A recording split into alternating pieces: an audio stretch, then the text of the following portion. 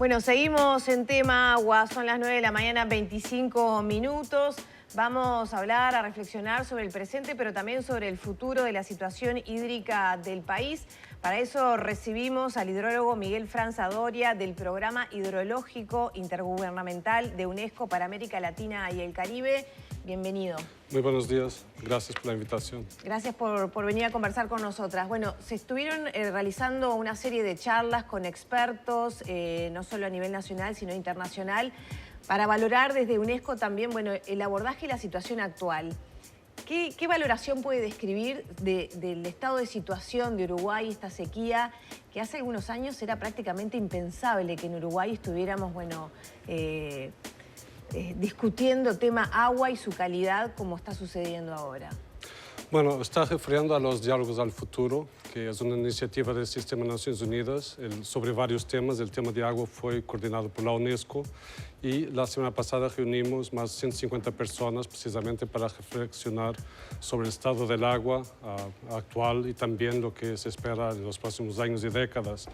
La situación actual, no solo en Uruguay, pero en varios países de la región, es preocupante en varios aspectos, pero también es una oportunidad al cambio, acelerar el cambio, que es el lema del Día Mundial del Agua de este año, porque vivimos en un mundo donde el cambio ha sido mucho más rápido, cambio climático, uso del suelo, poblacional, urbanización, o sea, todo esto ha influido para situaciones como la que tenemos ahora, pero cabe también destacar que en el contexto al menos del cambio climático, Uruguay se espera que tenga más agua a futuro, pero esa agua mal distribuida en el tiempo, lo que significa también más sequías, con mayor duración y mayor frecuencia, pero también inundaciones, entre otras, de forma que es una oportunidad también para reflexionar la situación y avanzar hasta sus O sea, es esperable que sequías profundas como esta se vuelvan a repetir en el tiempo y quizás en periodos más cortos que antes. Sí, bueno, la definición de sequía es una baja de la precipitación, la cantidad de agua disponible hacia el normal. Una sequía como esta se repite por definición de 100 en 100 años más o menos, ¿no? Pero esta estimativa de los 100 en 100 años muchas veces basado en el pasado. Y lo que se está verificando en varias partes del planeta es que las sequías de 100 en 100 años están ocurriendo de 10 en 10, face a lo que se esperaba, por ejemplo, de 15 en 15. De ahí, o sea, lo que pasaba cada 100 años, ahora cada 10, 15. Así es, o sea, el ciclo de agua se aceleró bastante con el cambio climático, también la intervención humana en algunos aspectos. Y la variabilidad natural se suma también del clima, ¿no?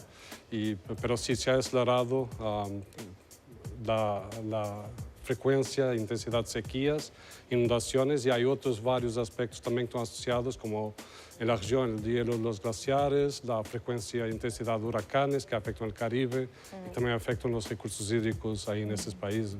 Este antecedente que le toca atravesar a Uruguay, ¿no?, que ya va a quedar como un mojón en medio de toda esta situación, ¿puede llegar a prevenir futuras sequías? Se espera que sí, o sea... ¿Hay una proyección de eso? Porque ahora nos agarró un tanto de sorpresa y nos ha golpeado más porque tal vez no teníamos las herramientas, no estábamos preparados para una situación como esta. Ahora, previendo que cada 10 o 15 años pueda ocurrir una situación así, ¿ya Uruguay empieza a prever esa realidad? Bueno, así se espera que ocurra con menos frecuencia de 10 o 15, pero igual es una oportunidad que hay que aprovechar para adaptar a situaciones como estas y evitar situaciones al futuro.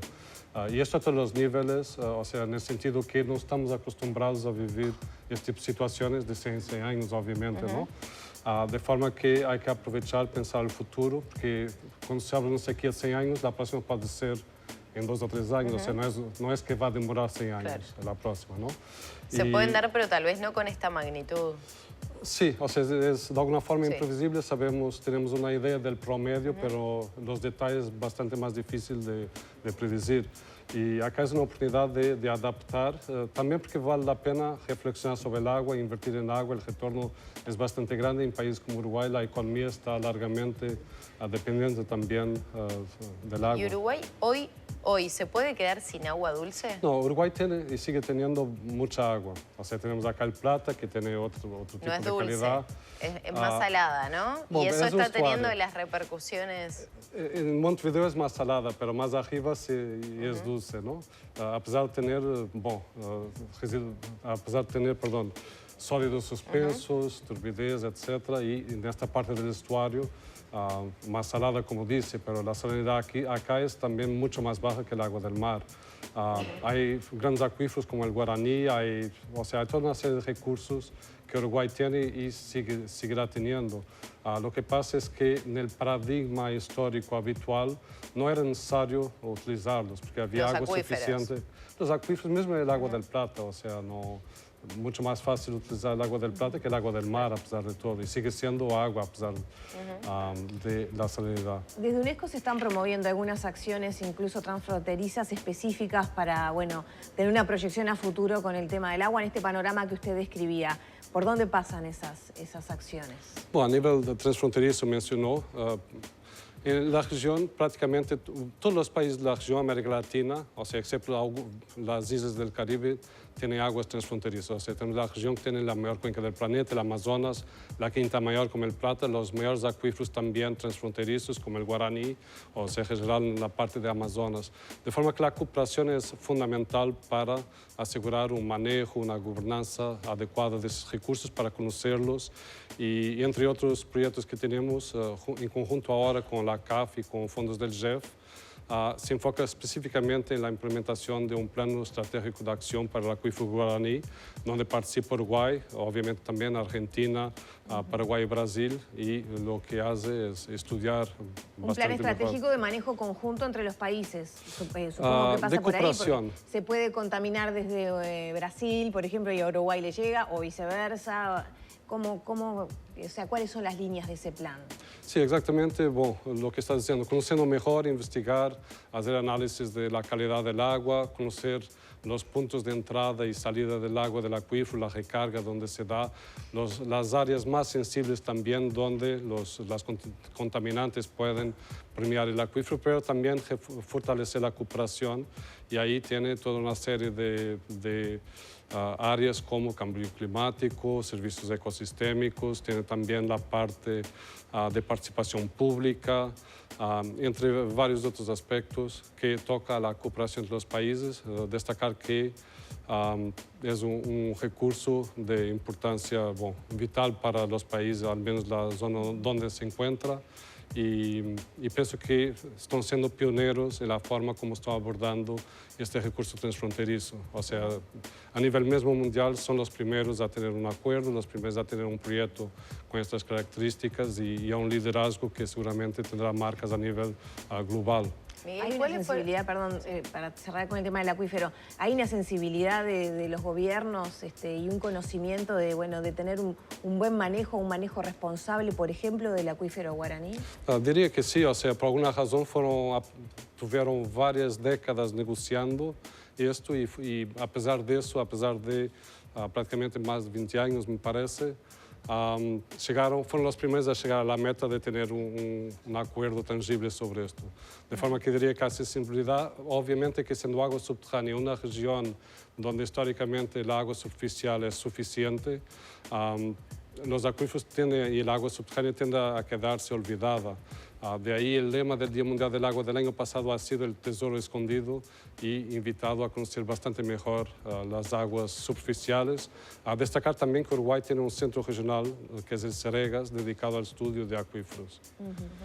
Esta serie de charlas que se realizó, imagino que hubo aportes. Hoy mencionábamos la exposición de Gerardo Amarilla, el subsecretario de Medio Ambiente. ¿Qué se puede rescatar como lo principal? Esos puntos que dijeron, bueno, estos son insumos que se pueden llevar a cabo a nivel de nuestro país. Muchos han hablado de los acuíferos que recién mencionábamos. Ahí está sobre la mesa también la posibilidad de una planta de toma de agua salada para que llegue y pueda abastecer a la zona metropolitana. ¿Qué es lo más rescatable de estas propuestas que se manejaron? Mi punto de vista de esta charla en particular, y estoy hablando por mí de una forma más amplia, las charlas tuvieron 4 segmentos. El primero sobre la parte económica del agua, la parte social el segundo, ecología y cooperación. Y ahí pienso que algunas de las conclusiones, una global, es que es necesario acelerar el cambio, la forma como interactuamos con el agua, buscar la seguridad hídrica, o sea, la capacidad de la población de acceder a agua con cantidad y calidad suficientes para sus necesidades sin comprometer las necesidades del ecosistema y obviamente teniendo en cuenta las sequías y las inundaciones, entre otros desastres, ¿no? Perdón, solamente sobre eso. ¿Es de calidad de la que está llegando ahora a nuestros hogares? Cuando abrimos de la canilla o no hay valoración? No voy a hacer comentarios, no tengo también datos, etc. Pero, bueno, calidad, el agua tiene siempre alguna calidad. Ahora, puede tener adecuada para el fin que se destina o no, pero ese es otro tema, ¿no?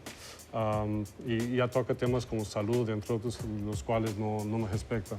Pero a nivel de los diálogos, la parte de valorar el agua, habitualmente es una área donde es importante invertir y vale la pena, porque el retorno tiende a ser 3, 4, 20 veces la inversión. Y cuando hablamos de invertir en agua, hablamos no solo en infraestructura, pero también muchísimo en conocimiento, en capacitación.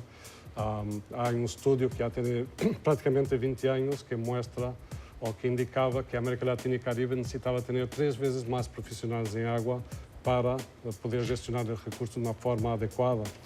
Y la otra mesa sobre sociedad, es obvio, ya mencionó varios de los temas, pero estamos en una región y un planeta donde la vida ha evolucionado con base en el agua, de forma que es un elemento vital.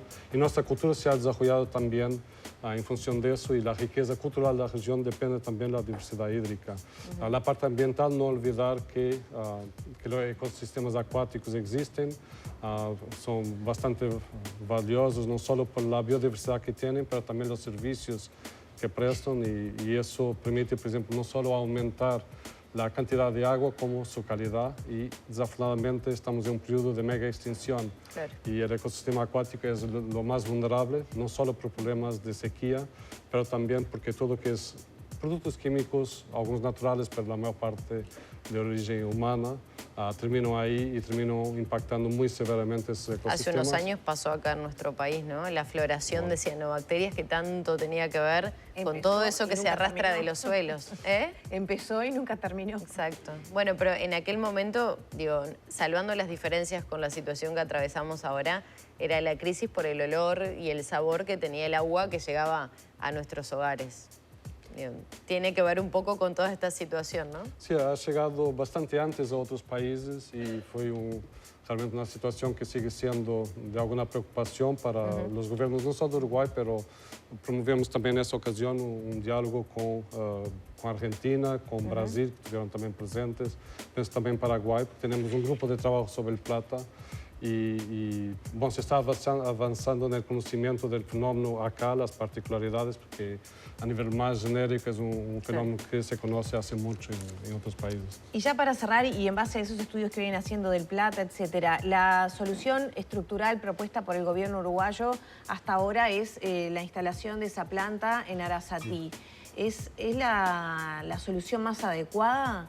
No conozco los detalles, no me cabe hacer valoraciones tan específicas, pero sé que a nivel más general es una oportunidad para cambiar la cultura del agua, o sea, la forma como percepcionamos, la forma como interagimos, manejamos, gobernamos el agua, ¿no? Y la usamos también en cuanto a personas, en cuanto a comunidades, en cuanto a país, en cuanto a región, ¿no? Y esa oportunidad pienso que está siendo de alguna forma aprovechada para eso. Esa es una reflexión de ese aprovechamiento. Y hay toda una serie de soluciones que cabe pensar, como que van desde el uso de infraestructura verde. Por ejemplo, en Esteros de Fajapo, el gobierno está hace varios años, o el Ministerio de Ambiente hace varios años, que está desarrollando también un sitio de ecohidrología para utilizar infraestructura verde, especies vegetales, cambiar el uso del suelo para promover el aumento de la cantidad y calidad del agua. Reuso de agua se puede pensar en algunos sectores. La parte también de desalinización, tal vez no se justifique o justifique eso.